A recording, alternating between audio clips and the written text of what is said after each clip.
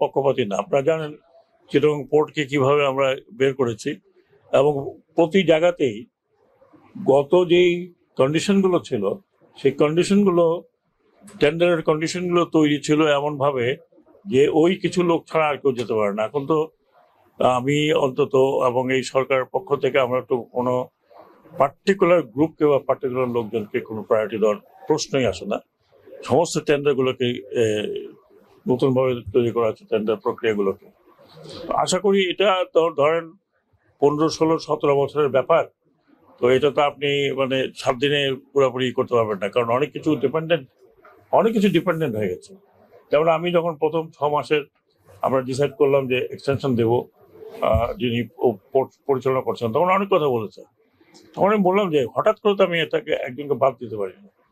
6 মাস, এই 6 মাসের মধ্যে আমরা চিন্তা ভাবনা করেছি হাউ টু টেক ওভার, এবং এর পরবর্তী পর্যায়ে ইন্টারন্যাশনাল কাউকে দিলে পরে সেটাই বা কিভাবে টেক ওভার। প্রচুর কাজ হচ্ছে, আমি ডিসিশন নিচ্ছি তা নয়, এন্টায়ার গভর্নমেন্ট মেশিনারি কাজ করছে, এবং top to bottom everybody is এই কাজের সাথে জড়িত।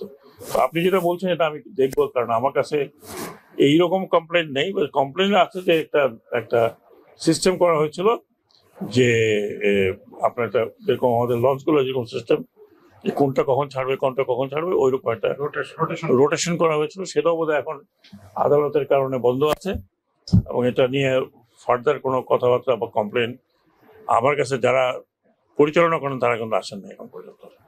6 লেন আমি শুরু বলেছিলাম, 6 লেন বোধহয় হবে না, 4 লেন দিয়ে আশা করি যাত্রা শুরু হবে, এবং এটা অ্যাসেসমেন্ট সার্ভে অনেক কিছু হয়ে আছে আগেই, সেগুলো হয়তো একটু রিঅ্যাসেস করতে হবে।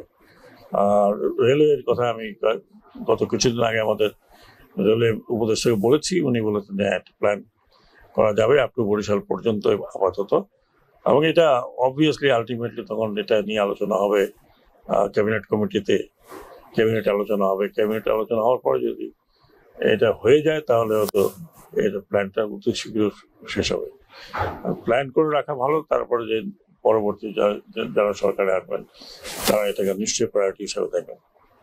তো ড্রেজিং এর জন্য পায়রা বন্দরের যে ক্যাপাসিটি, সেই ক্যাপাসিটি বাড়াবার দরকার আছে, এবং আমাদের এই বর্তমান অন্তর্বর্তীকালীন সরকারের তরফ থেকেও এটা নিয়ে কাজ হচ্ছে। আশা করি 2-1 মাসের ভিতরে আমরা পায়রা বন্দরকে ড্রেজার দুটো মিনিমাম ড্রেজার স্যাংশন করাতে পারবো।